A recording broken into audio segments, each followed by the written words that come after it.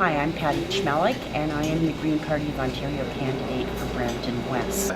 My name is Dalbir, Kathuria. I'm NDP Brampton West candidate. Hi, I'm Michelle Bilek, and I'm running as the NDP candidate in Mississauga-Erindale.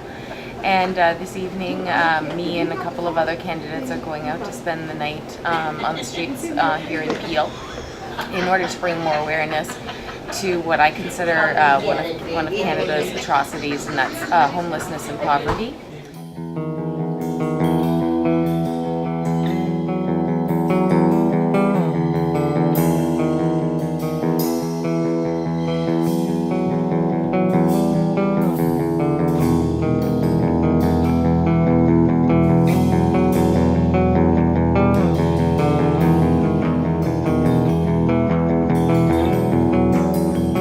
So what was it like, just, how did you become homeless and what was that like? Well, my mom had a business, and it was a small restaurant, and it went under. So we lost our house because we couldn't pay the mortgage anymore. So my family split up. We all sort of went our own way and found our own form of shelter. And during that time, I was attending school. So I spent most of the day in class, and then in the evenings in the parking lot in school, sleeping in my car. But things changed, and fortunately for all of us, we worked together as a family, and we had each other to rely on. And other people, they have no one, and it's those people that will end up on the street alone, and in this type of situation that we're going to experience this evening. You guys just think that there are people that are out there that have no choice. Yeah, they don't. Or they do have a choice, but their choice is to stay outside because it's safer outside than it is inside. Yeah. Or they don't have the mental capacity to make the right choice because 80% of the people that are on the street Are mentally ill. Thank you. Well, my dad is mentally ill, so I understand that. One time when I sort of severed ties with him, he was going through difficult times. He hadn't been fully diagnosed yet either, so he wasn't on medication or anything.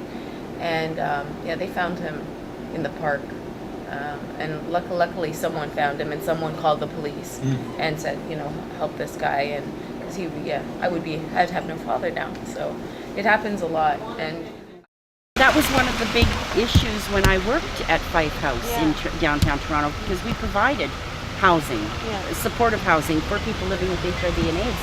And one of our biggest issues was that the 905 region was sending all of their clients into Toronto because there were no services out here. It doesn't exist out here. You know what I mean? Like, homelessness is just like, it doesn't happen. Yeah, but that kind of created some of the financing problem that we have in the region of Peel now. And so it's like this whole cycle that we can't seem to get out of. We don't have any place for homelessness. Right? Not here. Not in Brampton. No. In Brampton, they have a men's shelter. In Brampton, they have an abused women's shelter.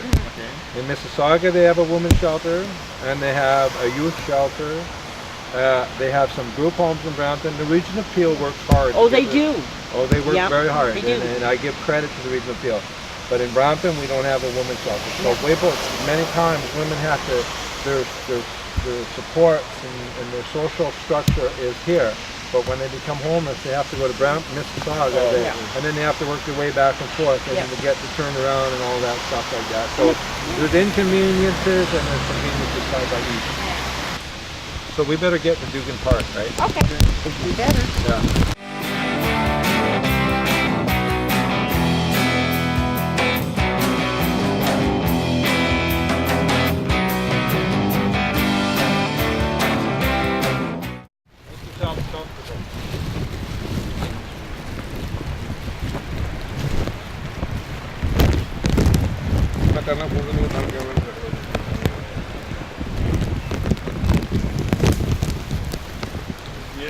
Home sweet home, guys. What do you think? Oh, I think it's going to be just This great. is wonderful. I think you folks will have a wonderful time. Yeah. Nice. We like to know, what's going on in this world, and these homelessness, where they live, and something like that. And we have to find the solution also when you go and do something. Excellent. I got to behave and not go on too many rants tonight. Yes, Today. so I think you're doing wonderful. I think go and have a look too. And we should be coming here. Do you need a knife? No. I brought a hunting knife. That will shed any light on the issue. By me, it's worth it. Absolutely. It's totally worth it. And that's where it comes from. I You said, know, I this isn't a media stunt. this isn't That's a what I told hardship. people. for It's me. not a media Like, stunt. It's not. Well, it's kind of fun, camp out, you know? Well, This is an yeah, experience I that can we'll look all- at this, I'll but remember though. but I have to stop and think, you know, what Yeah. if I didn't have a place to go home to tomorrow night? What if, and then start, you know, like try and put myself in that mindset and go through, you know, just even today, but Joel's already got that on film, is, you know, just asking Edna for a drive from my house to Knight's Table. Just, you know, really, most homeless people would have to walk that distance to get their supper. And I had Edna pick me up, right? Yeah. The mere fact that I wasn't able to get in touch with my husband, and I'm here, and he's so far away, it just sort of... Unsettling? It really made me aware of what it must be like to have people out here that you love that you can't get in touch with. When, you know, if you're out in the streets or homeless, that you don't have access to the people you love, where everything is so immediate. Hi, this thing is really amazing experience, you know, how the homeless, the people live. And even look at myself, I'm here, you know, we are here like almost 3-4 hours now. And after that, even we feel even tired of it. You know, this kind of life, you know. But, you know, look at that, those people are staying all night and sleeping like this, you know. We can't even sleep for a couple hours.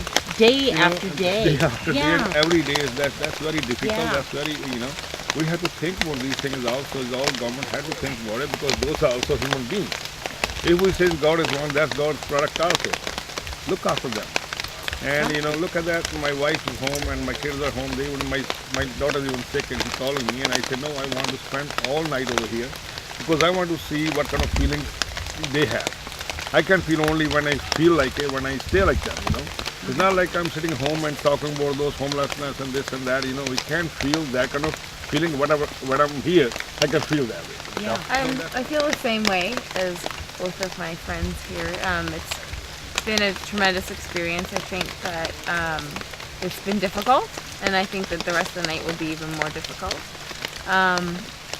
But I think that when all is said and done, we'll all have a greater sense of accomplishment and awareness on what people deal with on an everyday basis that we are so out of tune with and out of touch with daily because we get so used to the comforts of our existence. And so I think for a last comment, I just think that, you know, I hope that we all have a really good night and that we take something away from this experience that we can bring back to others and make other people more aware of our experiences and the experiences of many people who are spending their night out on the streets.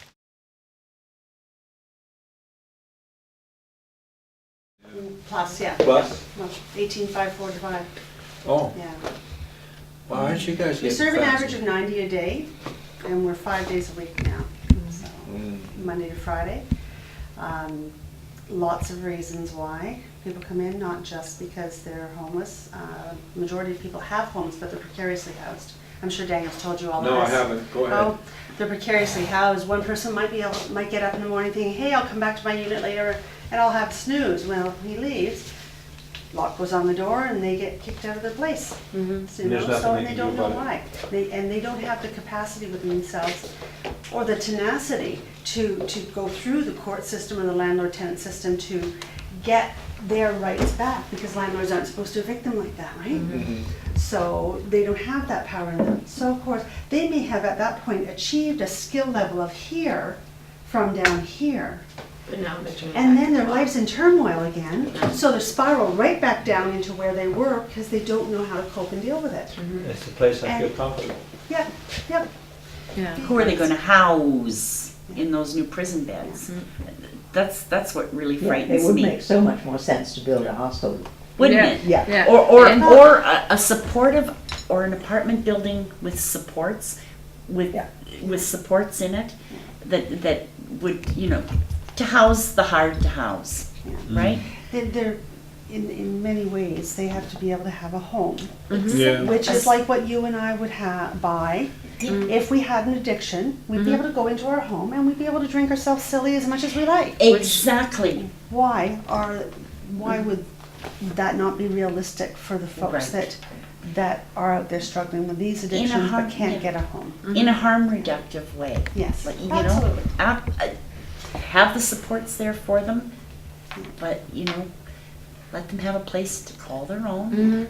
Let them Yeah. do what they do, but they have the supports there if they need assistance, if they need the help.